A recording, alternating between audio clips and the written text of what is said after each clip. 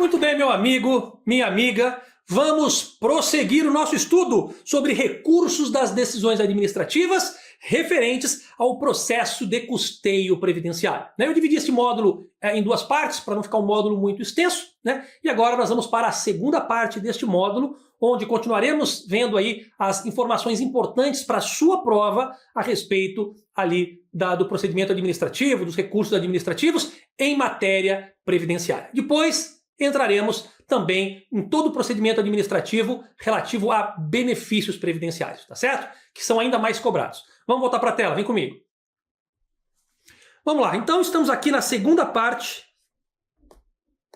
do processo relativo ao custeio previdenciário, São recursos das decisões administrativas relativas ao custeio previdenciário. Bom, importante separar, nós estamos aqui dentro do âmbito administrativo, nós não estamos no âmbito judicial.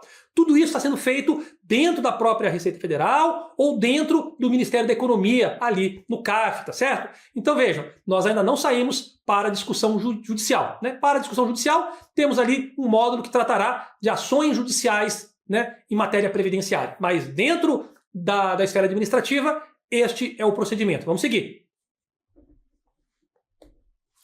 Muito bem.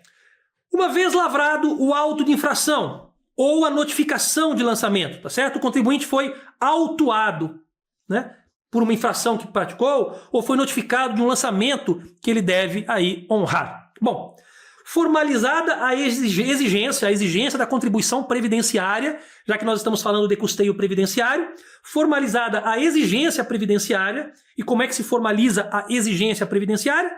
Olha, vocês já sabem, por meio da lavratura de um auto de infração ou de uma notificação de lançamento.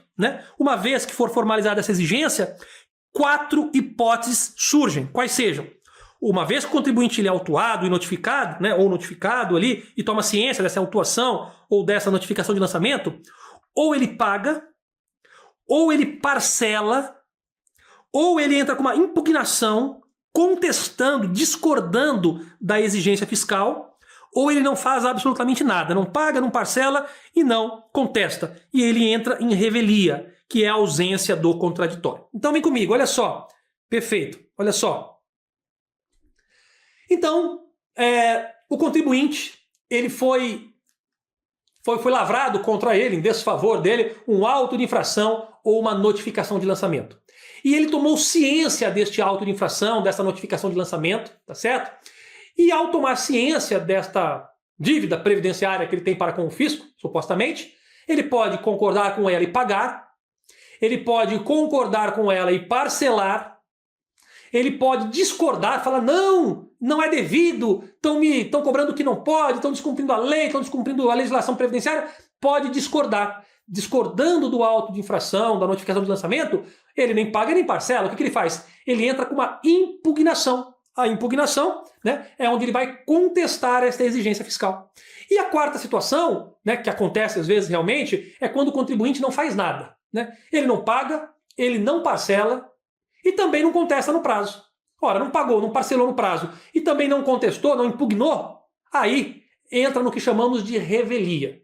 E nós vamos aprender aqui quais são as consequências da revelia, como é que será feita a cobrança amigável, o que vai acontecer se ele não fizer o pagamento, amigável, mas nem tão amigável assim, Mas, enfim, vocês vão ver a partir de agora quais são as consequências. Bom, ele pagou, tá pago. Ele parcelou, honrando as parcelas, também, ao final, estará quitado o débito. Agora, o que interessa para nós neste módulo, quando falamos aí do processo administrativo, dos recursos administrativos referentes ao custeio, o que interessa para nós é quando ele contesta, entra com a sua impugnação, ou quando ele está em revelia. Ou seja, o que importa para a gente aqui é quando ele não paga e não parcela, tá bom? Então, se ele não paga ou não parcela, ou ele entra com a impugnação, ou ele não faz nada e entra em revelia. A revelia é quando simplesmente ele não faz nada, não paga, não parcela e não apresenta o seu contraditório dentro do prazo. Vamos seguir. Muito bem.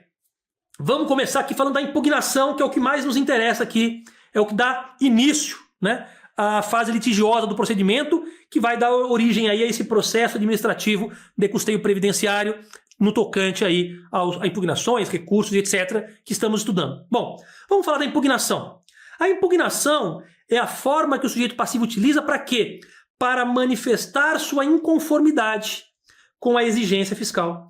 Ele discordou da exigência fiscal, então o que ele vai fazer? Pagar? Não. Parcelar? Não. Ele vai impugnar. Tranquilo? A impugnação, ela dá início ao que se chama de fase litigiosa. Ela instaura a fase litigiosa do procedimento. Além de instaurar a fase litigiosa, esta impugnação, ela suspende a exigibilidade do crédito previdenciário. Por quê? A partir do momento que ele impugnou, o fisco não pode mais exigir aquele débito antes de julgar definitivamente aquela impugnação. Se o fisco cobrou, o auditor foi lá, lavrou um auto de infração, cobrou. Né? O contribuinte entrou com sua impugnação. Instaurada a fase litigiosa, essa impugnação ela suspende a exigibilidade do crédito previdenciário. O fisco não pode exigir, cobrar, mover uma ação de cobrança. Não. Por quê? Porque primeiro vai ter que julgar a impugnação. Tá certo? Então vamos lá. Voltou para a tela. E também ela instaura a fase litigiosa, suspende a exigibilidade do crédito e também suspende também a prescrição. Suspende a exigibilidade do crédito e suspende a prescrição. Tá certo? Então, vamos lá. As consequências da impugnação é dar início à fase litigiosa, né? Um contra o outro, contribuinte contra fisco ali. Ela também suspende a exigibilidade do crédito previdenciário, que não pode ser exigido enquanto não for julgado, tá certo? E também ela suspende aí a prescrição, beleza? Vamos seguir? Olha só. Ou seja, suspende a prescrição significa o prazo para a cobrança, né? O prazo para mover uma ação judicial de cobrança sobre este débito também fica ali suspenso, né? Porque o primeiro tem que julgar para ver se aquilo é procedente ou não, né? Só depois em que essa decisão administrativa ela for final, né? Quando passar em julgado administrativamente, quando for, né, não houver mais recursos administrativos, é que irá se iniciar, né? A gente chama, quando não há mais qualquer recurso administrativo, de que o lançamento está definitivamente constituído, né? E aí é que se inicia ali o prazo de 5 anos de prescrição, né? É um prazo prescricional de 5 anos para o fisco mover uma ação de execução fiscal contra o contribuinte. Mas esse prazo não se inicia agora, ele está suspenso, né? O prazo só se inicia depois de definitivamente constituído, né, o crédito, ou seja, quando não houver mais qualquer recurso administrativo possível. Vamos voltar para a tela. Olha só, como é que será formalizada a impugnação? Ora, por escrito, né? Por escrito. Não vai mandar um áudio lá impugnando que ninguém vai ouvir, não. Tem que ser por escrito, tá certo? E ela tem que ser instruída, ou seja, tem que constar nesse documento, né? Tem que constar nessa impugnação, perdão, os documentos no qual ela se fundamente. Não basta o contribuinte alegar, né?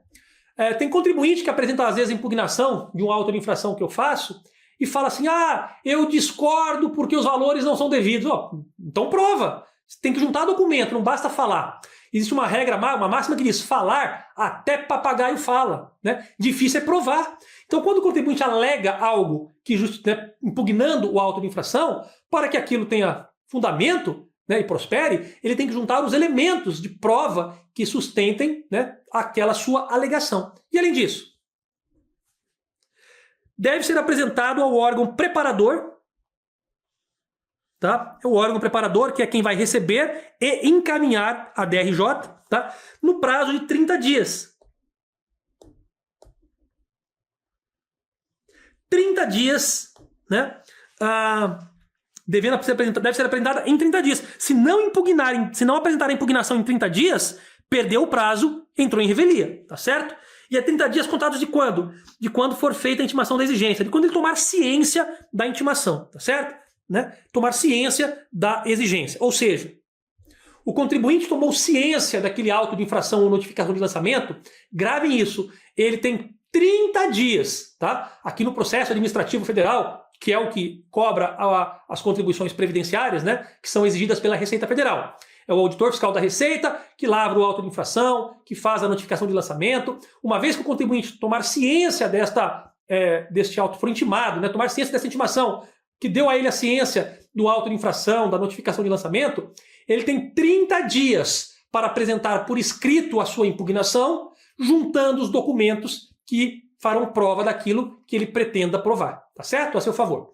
30 dias da ciência desta notificação, deste auto de infração. Vamos seguir. Muito bem. Seguindo, juntada de documentos. É possível juntar documentos após a impugnação? Vamos lá. A juntada de documentos após a impugnação, ou seja, ele já apresentou a impugnação, mas após a impugnação ele juntou documentos. A juntada, ele pode juntar? Bom, o que ele tem que fazer primeiro é requerer esta juntada à autoridade julgadora.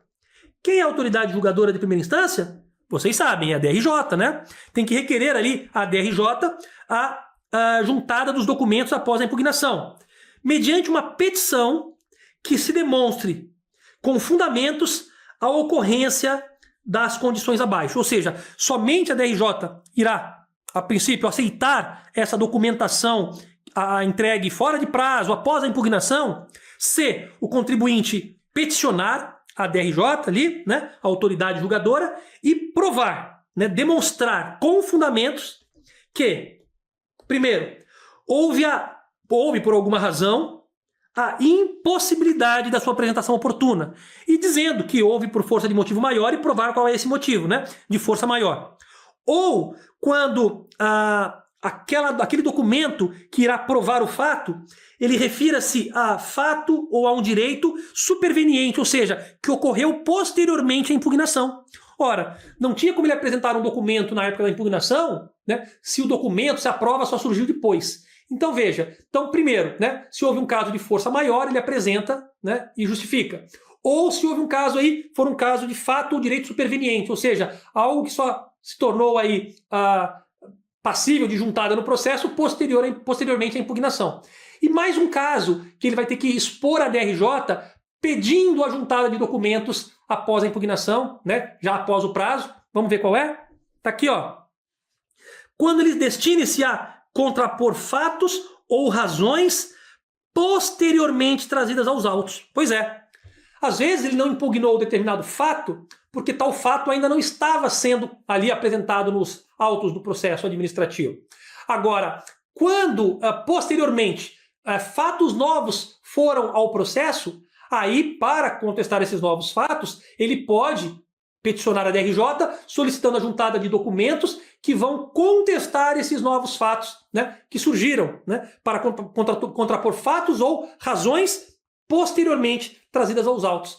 Então vejam, ou ele não juntou oportunamente porque estava impossibilitado por um motivo de força maior, ou porque trata-se aí de uma situação, né, fato ou direito, que surgiu posteriormente à impugnação, por isso que ele não apresentou na época, ou quando ele for se contrapor a fatos, né, ou razões que vieram aos autos, depois da impugnação, né? Então ele vai peticionar para a DRJ, solicitando encarecidamente a juntada de provas que surgiram agora, que não surgiram anteriormente por uma das três razões, força maior, ou porque foi um ato ou fato posterior, ou porque aquilo que deve ser combatido surgiu posteriormente nos autos, e ele vai explicar que se enquadra nessa situação e pedir a juntada de documentos após a impugnação. O ideal é juntar os documentos junto com a impugnação dentro do prazo. Mas, se ocorrer um desses três assuntos aqui, dessas três situações, ele poderá juntar posteriormente, pedindo, evidentemente, para a autoridade julgadora de primeira instância, que vocês sabem bem quem é a DRJ, Delegacia da Receita Federal do Brasil de Julgamento. Vamos seguir. Ainda sobre juntada de documentos. Olha só. Juntada de documentos. Caso já tenha sido proferida a decisão, ou seja, quando o contribuinte junta provas, aquelas provas que faltavam para ele comprovar o seu direito, ele apresentou, mas só que já foi proferida a decisão, já era, né? A decisão de primeira instância. Mesmo assim, os documentos apresentados devem ir para os autos, para o contribuinte, em interpondo o recurso, certamente ele irá interpor, se ele tem documentos que provem o seu direito, tá? Serão apreciados não mais pela DRJ, porque ele já julgou, ó, já julgou a DRJ, mas serão apreciados pela autoridade julgadora de segunda instância, que vocês sabem que é o CARF. Então vejam, se ele quer apresentar os documentos que fazem prova do seu alegado para a DRJ, né, depois do prazo de impugnação, mas eles querem apresentar para a DRJ antes da decisão, pode, se houver uma das situações que nós mencionamos no slide anterior. Mas, né, se quando ele apresentar os seus elementos de prova, eu achei aqui o documento, ou o documento que eu não tinha conseguido aqui obter, ou esse documento que estava apreendido agora eu consegui resgatá-lo, enfim. Se na hora que ele apresenta o documento a decisão da DRJ já está tomada, a DRJ não vai voltar atrás da sua decisão porque novos documentos chegaram depois da decisão. Não. Ela vai pegar esses novos documentos, juntar nos autos e lá deixar. Se o contribuinte recorrer para o CARF, aí sim, a DRJ vai mandar o processo para o CARF com esses novos documentos que não serão apreciados pela DRJ porque ele já proferiu a sua decisão, mas poderão ser sim, uma vez que juntados no processo, serão analisados pelo CARF. Tranquilo? Vamos voltar para a tela. Por que pelo CARF? Porque o CARF ele é a autoridade julgadora de segunda instância. Beleza? Agora, olha só.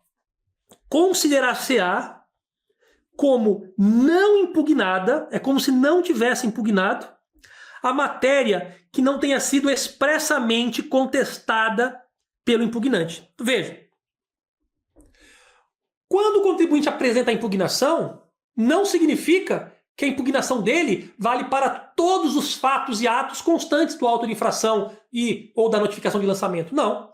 O contribuinte ele tem que, na sua impugnação, combater, contestar fato a fato, item a item. Tá? Cada situação que o auditor levantou, que ele discorde, ele tem que contra-argumentar.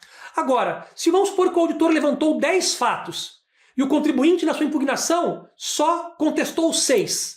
O auditor levantou 10 fatos geradores e o contribuinte contestou 6. E nada disse sobre os outros 4.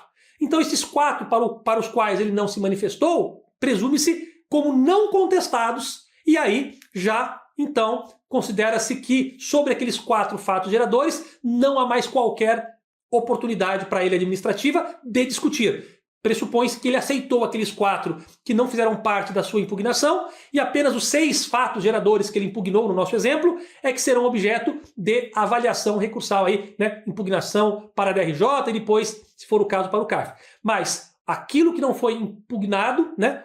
Considerar-se-á não impugnada, aquela matéria para o qual não tenha sido expressamente, né, apresentada uma contestação pelo contribuinte, pelo impugnante. Beleza? Não basta simplesmente ele apresentar uma impugnação e falar eu discordo de tudo. Não pode.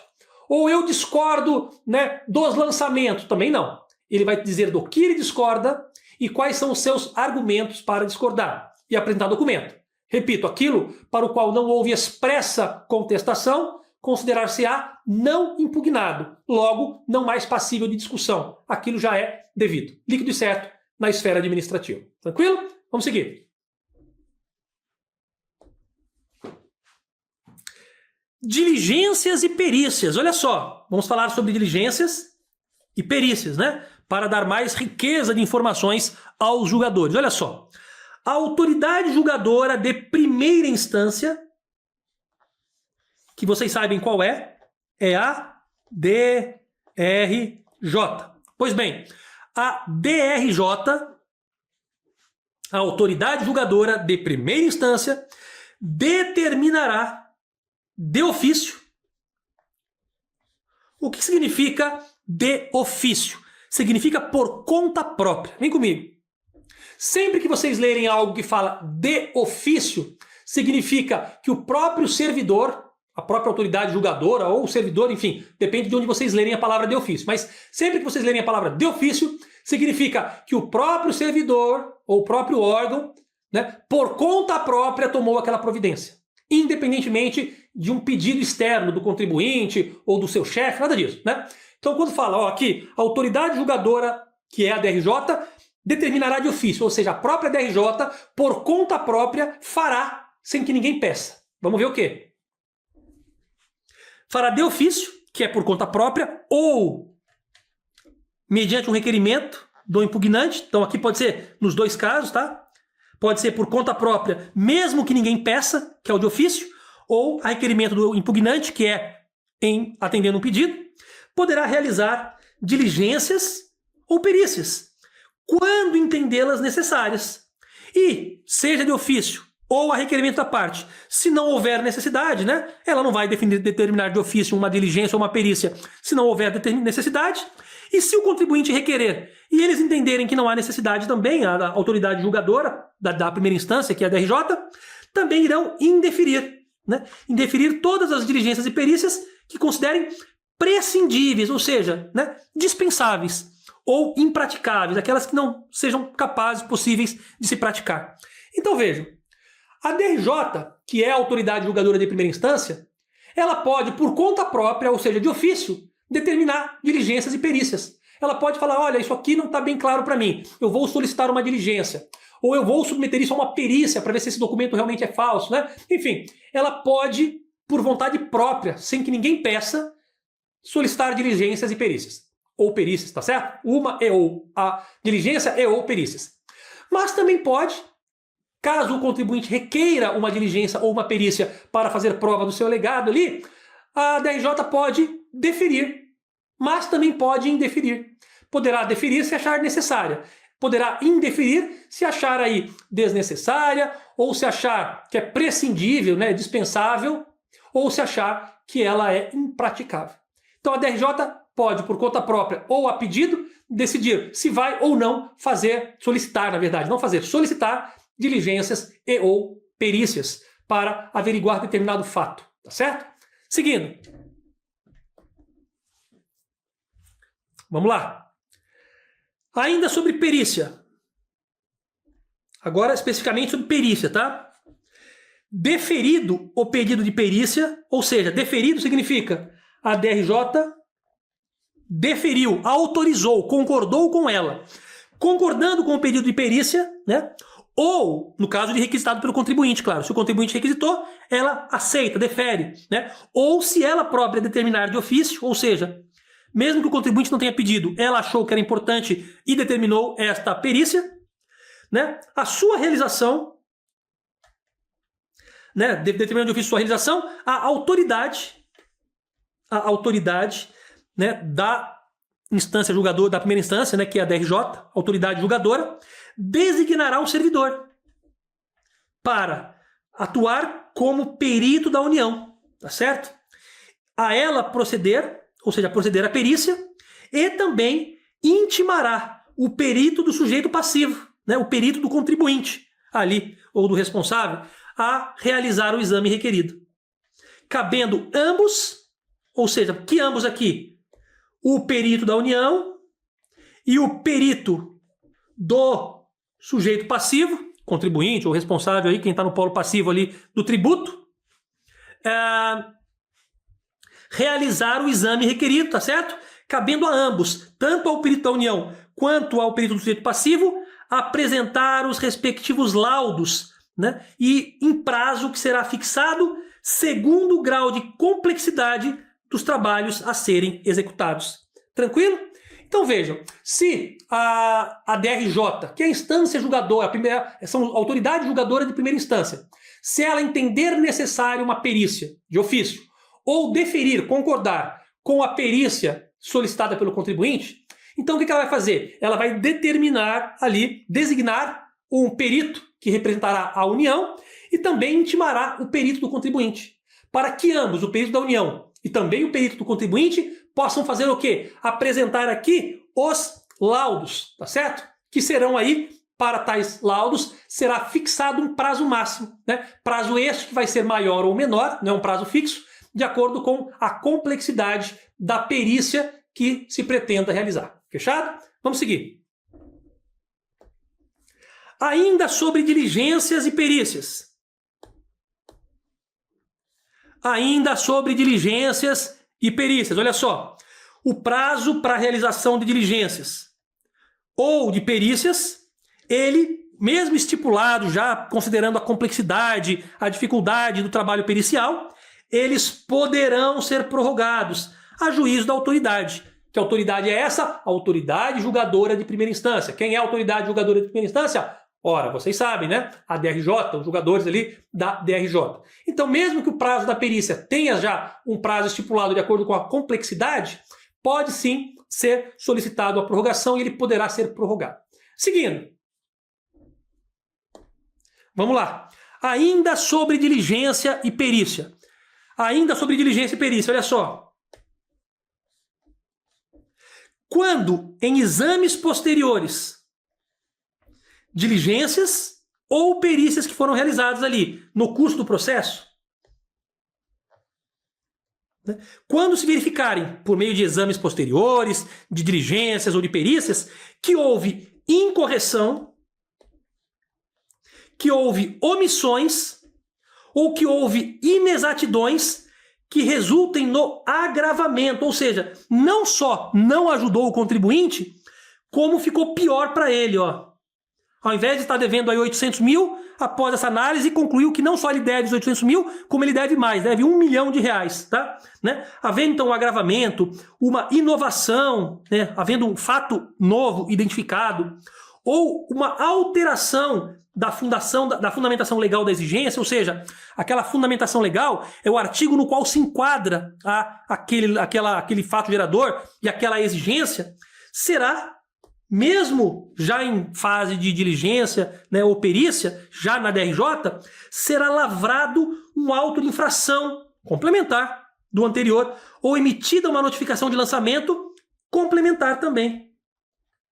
E nesse caso, claro, vai se devolver ao sujeito passivo o prazo para impugnar. Veja só, olha que interessante. Muitas vezes o contribuinte ele requer uma perícia, uma diligência, para poder fazer prova de que ele não deve aqueles 800 mil reais, por exemplo. Ó, eu não devo, eu discordo desses 800 mil reais e para provar, né, eu tenho aqui documentação que eu submeto à perícia, por exemplo, ou exijo que se faça uma diligência indo na minha empresa e averiguando os fatos lá. Beleza.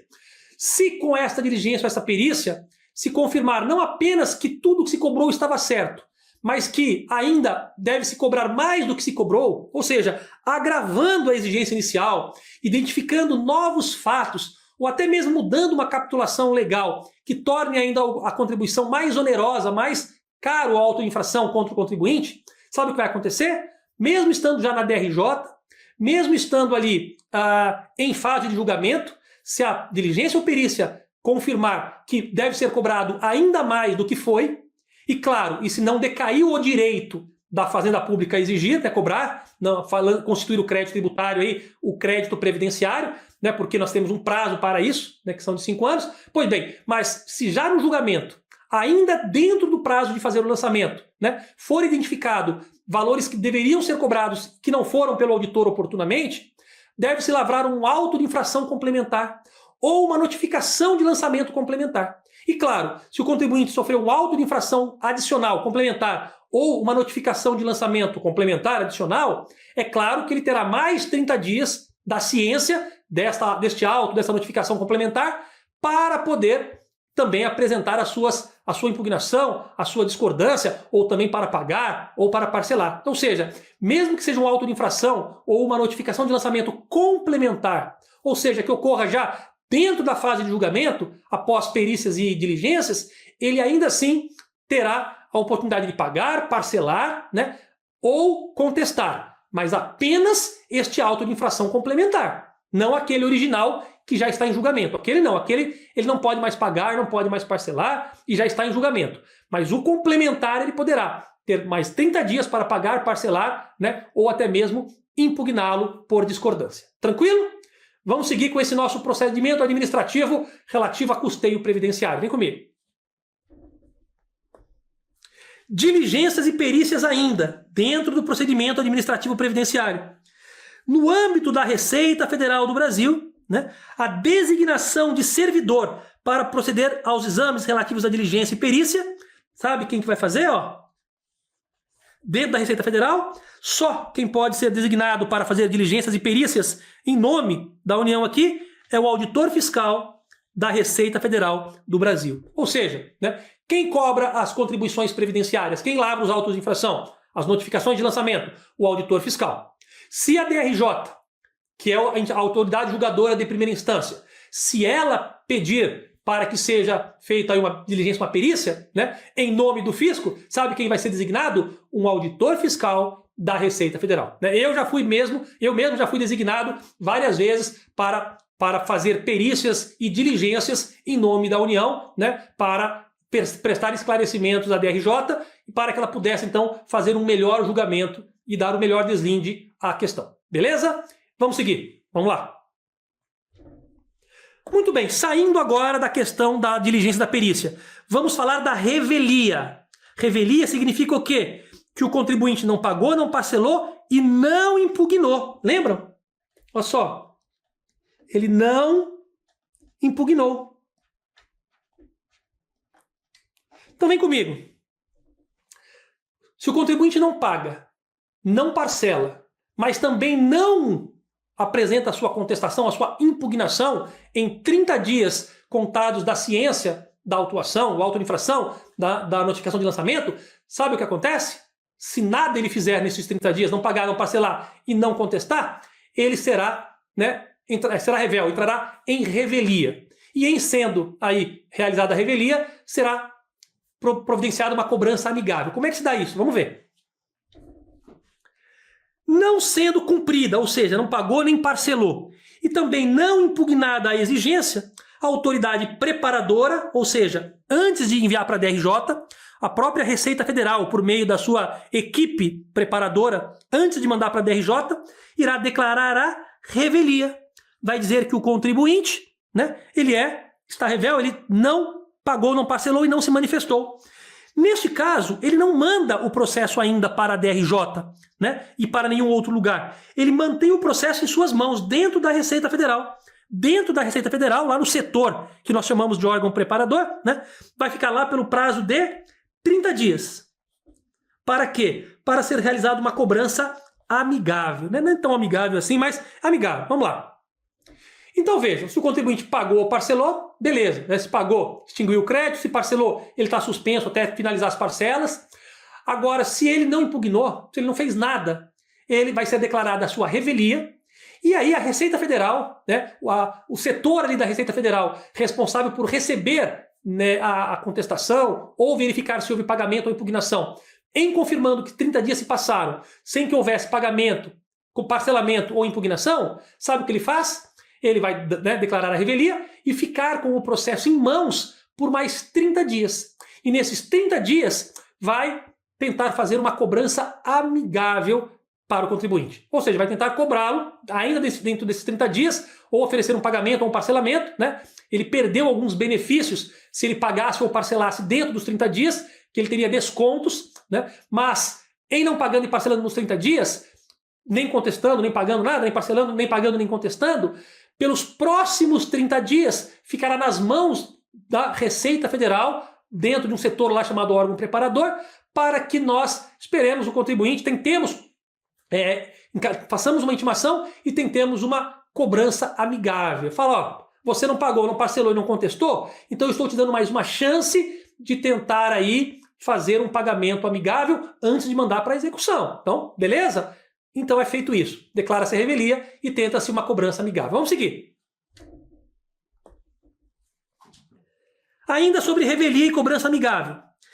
Passados os 30 dias de cobrança amigável, lembra? Primeiro são 30 dias para pagar, parcelar ou contestar. Se nada fizer, abre-se mais 30 dias para a cobrança amigável, né? Esgotado esse prazo de cobrança amigável, que é de mais 30 dias, né? Sem que o contribuinte tenha pago o crédito, né? Agora ele não pode mais contestar, impugnar, já era, perdeu o prazo de pagamento de impugnação, perdão. Ele só pode pagar ou parcelar, impugnar ele não pode mais porque já perdeu o prazo. Só que ele tem mais 30 dias para pagar ou parcelar, né? Se ele não fizer nada disso, né, sem que tenha pago o crédito tributário, né, o órgão preparador, que é o setor da Receita Federal que aguarda o pagamento, parcelamento ou contestação, ele irá declarar o sujeito passivo devedor remisso, né, em decorrência da remissão. E aí sabe o que ele vai fazer? ele encaminhará o processo à autoridade competente para mover a cobrança executiva, né? Que é a Procuradoria da Fazenda Nacional, né? A PGFN, a Procuradoria Geral da Fazenda Nacional, ele vai fazer a cobrança executiva, que é de forma judicial. Então vejam, primeiro, o contribuinte, tomando ciência do auto de infração, por exemplo, ele tem 30 dias para pagar, parcelar ou impugnar. Se nada ele fizer, aí ele entra em revelia, sendo dado a ele mais 30 dias de oportunidade para pagar ou parcelar amigavelmente, né? Não vai ter abraço, não vai ter beijo, não vai ter bolo, mas é uma cobrança amigável. Se ele não fizer nada disso, ainda durante, né, primeiros 30 dias não fez nada, passados mais 30 dias de cobrança amigável nada fez, aí aquela autoridade preparadora, dentro da Receita, ele vai encaminhar o processo para a autoridade competente para que possa promover a execução fiscal desses valores, tá certo? Que é ali dentro da Procuradoria da Fazenda Nacional. Tranquilo? Vamos voltar para a tela.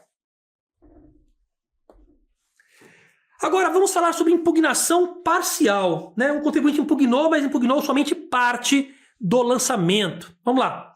No caso do contribuinte ter feito uma impugnação parcial, nós já falamos dela, né? Tinha, por exemplo, 10 fatos geradores para ele impugnar no auto de infração, ele impugnou 6 e nada falou sobre outros 4. Então a impugnação é parcial. Então veja, neste caso de impugnação parcial, se não for cumprida a exigência, ou seja, não pagar e não parcelar, na parte não litigiosa, o que é a parte não litigiosa? É aquela parte que ele não contestou, só aqueles fatos geradores que ele não discordou, não instaurou-se a fase litigiosa. Então, sobre aqueles fatos que ele não discordou, se ele não pagar, não parcelar, né, esses créditos, sabe o que vai acontecer? O órgão preparador, que é dentro da Receita Federal, que fica ali aguardando o pagamento, o parcelamento ou impugnação, né, antes de mandar os autos para julgamento, ou seja, antes de mandar o procedimento ali para a DRJ, para fazer o julgamento de primeira instância, sabe o que ele vai fazer? Ele vai providenciar a formação de autos apartados, ele vai separar aquele auto de infração em 2. Uma parte com os fatos que ele contestou e uma outra parte com os fatos que ele não contestou. Para quê? Para que seja feita a cobrança imediata da parte que ele não contestou e encaminhado para a DRJ a parte que ele contestou, né? Consignando esta separação no processo original. Então vejam, se ele, vou dar novamente o mesmo exemplo, houve um auto, eu lavrei um auto de infração contra um contribuinte alegando 10 fatos geradores que ele descumpriu. Por exemplo, desses 10 fatos geradores, ele apresenta uma impugnação contestando 6 e nada falou a respeito dos outros 4. Então, pessoal, a autoridade preparadora lá, o que ele vai fazer? Vai pegar o auto, aquele auto principal ali e vai separar os 6 fatos geradores que foram contestados e vai pôr para a direita. E vai criar um outro processo novo, incluindo apenas os 4 fatos geradores que ele não contestou. O que ele contestou vai para a direita, o que ele não contestou vai para a esquerda, por exemplo. Beleza? Aí o que ele vai fazer? Este da direita, que é o processo original ali, com os fatos geradores que ele contestou, vai ser encaminhado para a DRJ julgar, em primeira instância. Constando neste processo encaminhado para a DRJ que 4 dos 10 fatos geradores que ele não contestou já foram encaminhados para a cobrança.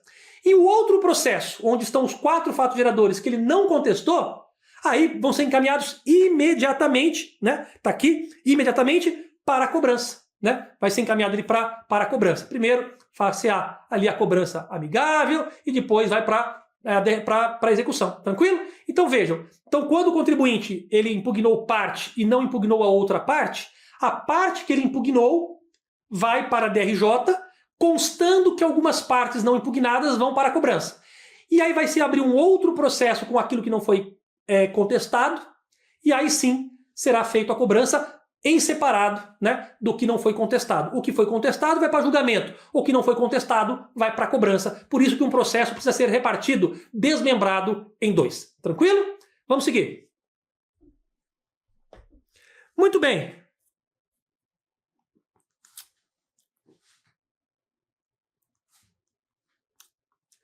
Recursos ao CARF. Bom, nós estávamos falando até agora de primeira instância, DRJ, a impugnação Nós já sabemos, aprendemos o que é o CARF, né, a Câmara Superior, mas agora nós vamos ver na prática. Nós vimos até agora que o contribuinte, uma vez impugnando o auto de infração ou notificação de lançamento, vai ser julgado pela DRJ. E agora a DRJ julgou. Se ela julgou, é possível discordar do julgamento da DRJ? Sim, é possível. E em discordando do julgamento da DRJ, eu vou recorrer para quem? Para o CARF. E é o que nós vamos ver agora. Vem comigo. Recurso ao CARF. Então a impugnação vai para a DRJ. Discordou da decisão da DRJ, faz a impugnação para o CARF. Olha só. Da decisão de primeira instância, que foi aquela que vocês já sabem, proferida pela DRJ, da decisão dela, caberá recurso. Agora não chama mais impugnação, chama recurso, né? E esse recurso vai para quem? Vai para o CARF, para o Conselho Administrativo de Recursos Fiscais, tá certo? Não cabendo pedido de reconsideração. Não adianta entrar lá para a DRJ e falar: ô DRJ, reconsidere aí, por favor, a sua decisão. Não. Discordou da decisão da DRJ, não adianta pedir para a DRJ, pelo amor de Deus, para reconsiderar. Você recorre da decisão da DRJ para que seja julgado pelo CARF. Tá certo? Vamos seguir. Bom, o CARF nós temos dois recursos. O CARF ele pode julgar, né, pode ter dois recursos que saem da DRJ e vão para o CARF. O recurso que o contribuinte discorda porque ele perdeu, total ou parcialmente na decisão, né? Se a decisão da DRJ foi total ou parcialmente contrária ao contribuinte, o recurso que o contribuinte vai manifestar a sua raiva, a sua indignação, né, a sua contestação ali, a sua não concordância com a decisão, chama-se recurso voluntário. Então, quando o contribuinte, a decisão é desfavorável a ele, total ou parcialmente, né, ele vai recorrer para a segunda instância administrativa, para o CARF, tá certo? Então, vamos ver aí como é que vai funcionar isso. Vem comigo. Chama-se recurso voluntário. Esse recurso que o contribuinte vai manifestar a sua discordância, a sua raiva lá para o CARF, chama-se recurso voluntário. Porque o contribuinte voluntariamente é que precisa dizer que discorda, ninguém fará isso por ele. Então, pessoal, da decisão de primeira instância, que como vocês bem sabem é a decisão da DRJ, que seja contrária, total ou parcialmente, ao sujeito passivo, ao contribuinte, ao responsável, ou seja, se você discordar total ou parcialmente do sujeito passivo aqui, se o sujeito passivo discordar total ou parcialmente da decisão da DRJ, ele vai mover aí vai interpor o seu recurso voluntário. O recurso que o contribuinte coloca ali, que apresenta contra a decisão da DRJ, chama-se recurso voluntário. E a quem que ele apresenta esse recurso? Ao CARF, que é a segunda instância administrativa, como vocês já sabem. O efeito desse recurso é suspensivo. Suspensivo, o que significa isso? Recurso com efeito suspensivo significa que suspende, tá certo? Por completo ali os efeitos do lançamento até que se faça o julgamento em segunda instância. Então o efeito suspensivo significa, olha, está suspensa a decisão da DRJ, né? A DRJ julgou contra o contribuinte recorreu. Se o contribuinte recorreu, então a decisão da DRJ está suspensa, ninguém obedeça a decisão da DRJ, porque ela está suspensa. Houve um efeito suspensivo, ela está suspensa. Não deve ser obedecida ainda, enquanto o CARF não julgar. Tranquilo? E além desse efeito suspensivo, ou seja, a decisão da DRJ, que foi objeto de recurso voluntário, está momentaneamente suspensa. Além disso, né, deve ocorrer, quando é que deve ser feito esse recurso voluntário? Este recurso voluntário, o contribuinte tem 30 dias para entrar com ele. De quando? Da ciência da decisão. Veja, então até agora foi 30 dias. Veja, da ciência do auto de infração, o contribuinte tinha 30 dias para apresentar a sua impugnação para a DRJ. Uma vez que saiu a decisão da DRJ e foi total ou parcialmente contrário ao contribuinte, ao sujeito passivo, né, que engloba contribuinte e responsável, uma vez que essa decisão da DRJ foi desfavorável a ele, quando ele tomar ciência formal dessa decisão desfavorável, ele tem mais 30 dias para interpor um recurso voluntário contra a decisão da DRJ para o CARF analisar. Então ele tem 30 dias para, primeiro, para impugnar o auto de infração para a DRJ, e quando a DRJ decide, ele tem 30 dias para apresentar o seu recurso voluntário ao CARF. Beleza? Vamos seguir. Pessoal, antes tem que falar uma coisa, né? Eu estou pressupondo que ele vai recorrer, mas ele pode ter perdido e resolveu pagar. Ele pode ter perdido ali na decisão da DRJ e falar, tá bom, eu aceito a minha derrota e paga. Ou ele pode parcelar. Agora eu estou pressupondo que uma vez que ele tomou ciência da decisão da DRJ, que foi total ou parcialmente desfavorável, ele não quis pagar nem parcelar, ele discordou dela, né? Em apresentando essa discordância, ele fará um recurso voluntário para que o CARF possa avaliar em 30 dias. E os efeitos suspendem a decisão da DRJ até o julgamento do recurso pelo CARF. Vamos seguir. A autoridade, agora é um outro recurso, pessoal, agora não é mais um recurso voluntário, agora é um outro recurso, que é o recurso de ofício. Recurso de ofício ao CARF. É um outro recurso. O recurso voluntário é o próprio contribuinte recorrendo. E o recurso de ofício? É quando a própria autoridade julgadora da DRJ recorre da própria decisão. Pode isso, Arnaldo? Claro que pode, vamos ver. Olha só. A autoridade de primeira instância, que vocês já sabem que são as delegacias da Receita Federal de Julgamento, DRJ, né? A própria autoridade julgadora da DRJ, ele irá recorrer de ofício, ou seja, recorrer contra a sua própria decisão, tá? Ou seja, recorrerá contra a sua própria decisão, né? E ele recorrerá a quem? A segunda instância administrativa, que é o CARF. Conselho Administrativo de Recursos Fiscais.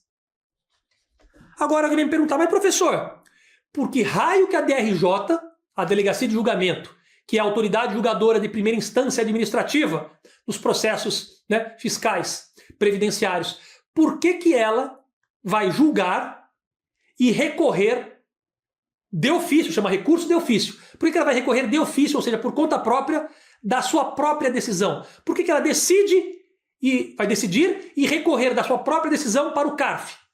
Porque a lei obriga que ele faça esse recurso de ofício em alguns casos. Então vamos ver quais são esses casos. Não é que ela vai recorrer de ofício porque ela quer. A DRJ só vai recorrer de ofício quando ela for obrigada. E quando ela é obrigada a fazê-lo? É sempre? Não. A DRJ sempre que decidir deve recorrer de ofício? Não.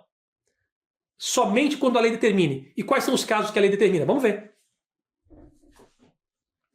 Ora, o CARF só vai recorrer de ofício, a DRJ só vai recorrer de ofício contra a sua própria decisão para o CARF quando? Vamos ver. Olha só. Quando exonerar, ou seja, dispensar o contribuinte, o sujeito passivo, né, de pagar um tributo e encargos de multa cujo valor total deverá ser fixado em ato do ministro de Estado de Economia, o ministro da Economia, tá certo? Que atualmente é de 2,5 milhões de reais, 2,5 milhões, tá certo? Então vejam, quando o julgador da DRJ julga a favor do contribuinte, fala, olha, o contribuinte, né, entre valor principal e multa, ele tinha uma dívida que fosse aí igual ou superior a 2,5 milhões de reais, tá certo? Então, se esse valor for igual ou superior a 2,5 milhões de reais, e o julgador da DRJ falar, olha, o contribuinte tem razão, ele não tem que recolher esses 2,5 milhões de reais. Não tem. Ou suponhamos que ele tem que recolher 10 e a DRJ fala, olha, ele vai ter que recolher agora 7. Opa, se vai recolher 7, então houve aí uma redução de mais de 2,5 milhões de reais. Quando o contribuinte, né, o contribuinte ou o responsável, ou seja, o sujeito passivo, ele deixa de ser exigido, né, deixará de ser exigido dele, por uma decisão da DRJ, um valor igual ou superior a 2,5 milhões de reais, esse é o valor atualmente estabelecido, mas o ministro da Economia pode alterar esse valor a qualquer momento. Hoje, 2,5 milhões de reais, se for igual ou superior a esse valor, o julgador vai dizer assim, puxa vida, já pensou se eu errei no meu julgamento e o contribuinte ganhou 2,5 milhões de reais ou mais? Pode ser 10 milhões, pode ser 100 milhões, pode ser 1 bilhão de reais. Imagina que a DRJ dá ganho de causa para o contribuinte no valor de R$1 bilhão. E aí? E aí, que é meio perigoso, né? É perigoso os julgadores de uma DRJ, né, abrirem mão de um débito de R$1 bilhão pelos seus entendimentos. Por isso que quando for igual ou superior a R$2,5 milhões, o valor que deixou de ser exigido do contribuinte por força da decisão da DRJ, ela tem que recorrer de ofício, submetendo a sua decisão a uma análise de segunda instância administrativa pelo CARF. Então a DRJ vai dizer, olha CARF, eu abati, excluí, exonerei, dispensei o contribuinte de pagar um valor igual ou superior a R$2,5 milhões. Portanto, estou recorrendo da minha própria decisão para que você confirme ou não a minha decisão. Tá certo? E aí ela recorre de ofício. O recurso voluntário é quando a decisão é contrária ao contribuinte. Aí ele próprio que irá recorrer voluntariamente. E o recurso de ofício é quando a decisão é favorável ao contribuinte, de forma a reduzir, no mínimo, R$2,5 milhões da sua dívida, do seu crédito previdenciário. E aí a própria DRJ, de ofício, a própria autoridade julgadora, vai recorrer para a instância superior, que é o CARF, a segunda instância administrativa nos julgamentos aí, relacionados ao custeio previdenciário. Fechou? Vamos seguir. Temos uma outra situação em que o CARF também deverá recorrer, a DRJ, perdão, também deverá recorrer de ofício, mas ela não tem interesse no nosso assunto previdenciário, né? É quando se deixa de aplicar uma pena de perdimento, né?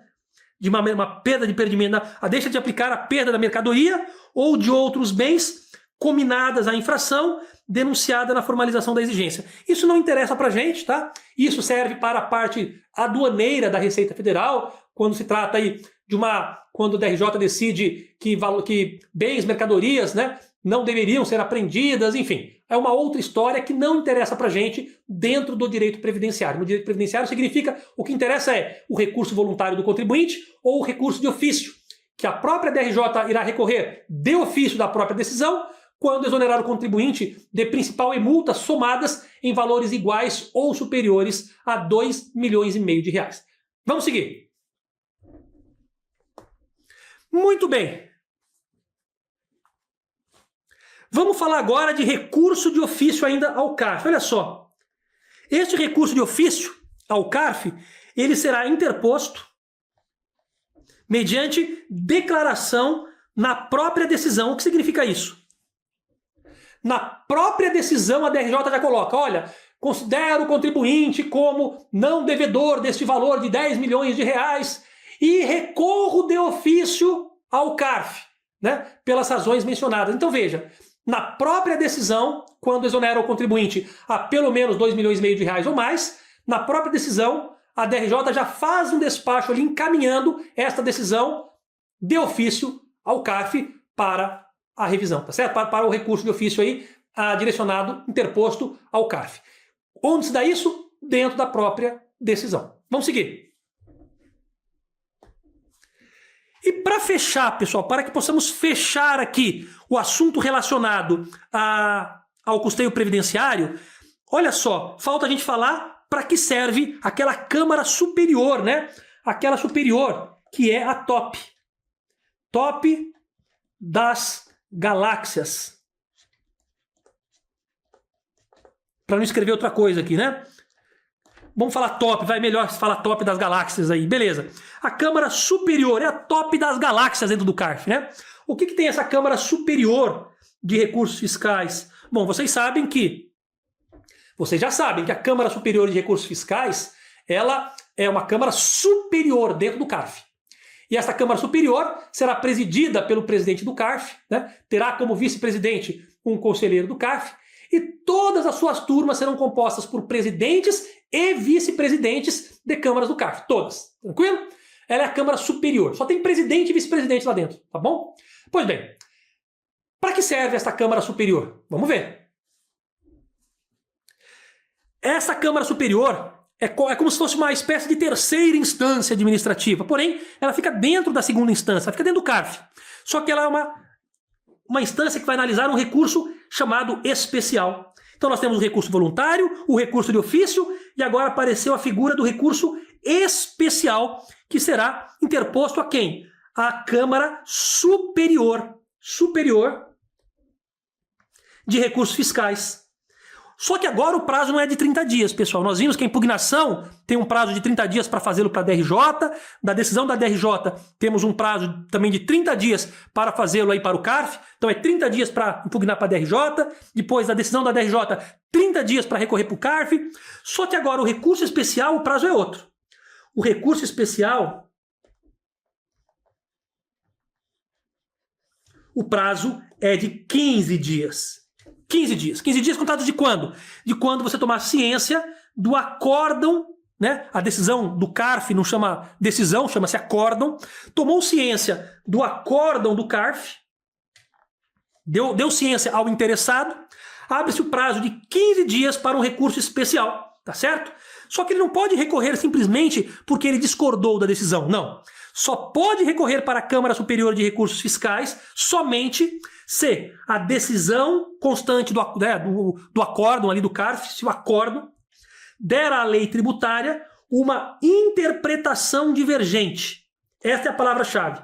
A Câmara Superior de Recursos Fiscais só serve para situações onde temos interpretações divergentes, né? Dentro do próprio CARF. Ou seja, temos uma outra Câmara do CARF que entende diferente, uma outra turma de Câmara do CARF que entende diferente desse acórdão, temos uma turma especial que entende diferente, ou a própria Câmara Superior de Recursos Fiscais entende diferente. Ou seja, se nós temos entendimentos diferentes, então deve-se fazer um recurso especial para que a Câmara Superior de Recursos Fiscais unifique a interpretação, diga quem está certo. Ora, vamos imaginar que uma Câmara do CARF tenha dito, olha, este fato sobre ele incide contribuição previdenciária. Né? Uma turma do CARF fala assim, ó, este assunto aqui, esse fato gerador, sobre ele incide contribuição previdenciária. E uma outra turma, uma outra Câmara, diga, sobre este assunto não incide contribuição previdenciária. Então veja, dentro do CARF, temos uma turma, uma Câmara dizendo que incide e uma outra dizendo que não incide. Ora, então depende se você deu sorte de cair com esta turma que disse que incide, você se deu mal. Se você caiu com essa outra turma que disse que não incide, você se deu bem. Então vejam, quando houver uma decisão aí desfavorável ao contribuinte, né? E que, vamos ver, o contribuinte perdeu ali no CARF, mas ele viu que a mesma situação que a dele foi vencida por uma empresa numa outra decisão, do CARF, né, de uma Câmara, de uma seção, de uma turma, né, ou até mesmo da própria Câmara Superior, que em outra ocasião decidiu diferente daquilo que foi decidido no processo dele do CARF, aí ele vai entrar com recurso especial, não podendo argumentar fatos. Ele não vai poder falar, não, eu discordo da decisão pelos tais motivos, não. Ele nunca vai poder dizer, eu discordo por tais motivos, isso já foi superado. Ele vai poder dizer o seguinte, eu discordo dessa decisão, apresento meu recurso especial, por quê? Porque há uma outra decisão dentro do CARF que é favorável a mim. E esta decisão foi desfavorável. Então, Câmara Superior, me diga, quem está certo? O que disse que é favorável a mim ou o que disse que é desfavorável a mim? Aí a Câmara Superior vai ter que unificar a jurisprudência administrativa. Vai ter que dizer se quem está certo é a A ou é B. Vai ter que dizer, volta para a tela, se quem está certo é a Câmara A ou a Câmara B, se é a turma A ou a turma B, se é a turma especial ou outra turma, tá certo? Então veja, se é a própria Câmara Superior ou a decisão atual. Então, pessoal, a Câmara Superior, ela está submetida a um recurso especial que você tem 15 dias para interpor, né? O contribuinte, o sujeito passivo, tem 15 dias para interpor um recurso especial após a ciência da decisão do CARF, somente se ele encontrar uma outra decisão dentro do CARF que divirja da decisão que foi aplicada a ele. Ele vai dizer, olha, existe a decisão que foi aplicada a mim, mas uma outra decisão do próprio CARF diferente. Então eu vou entrar com um recurso especial para que a Câmara Superior diga quem tem razão.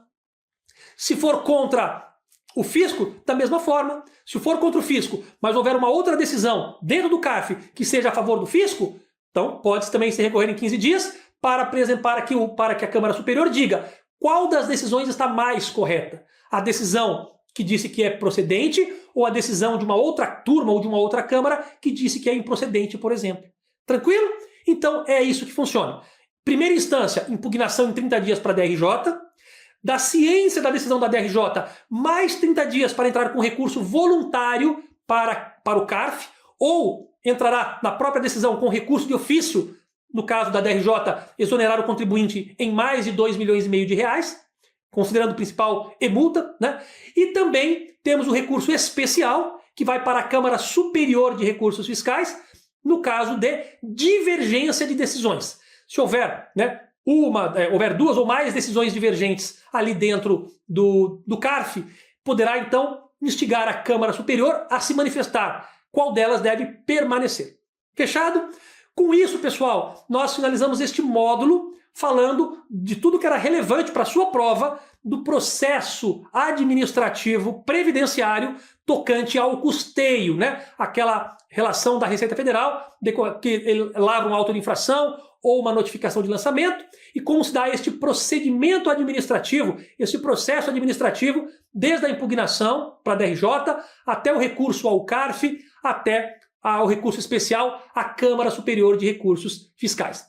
No próximo módulo, traremos um assunto muito importante, ainda mais cobrado em prova, aí, mais ainda, bastante, né? Que são os recursos administrativos previdenciários aplicáveis à matéria de benefícios, né? Esta, por certo, é um prato cheio, principalmente para o concurso do INSS. Beleza? Nos encontramos, então, no próximo módulo. Um forte abraço e até lá!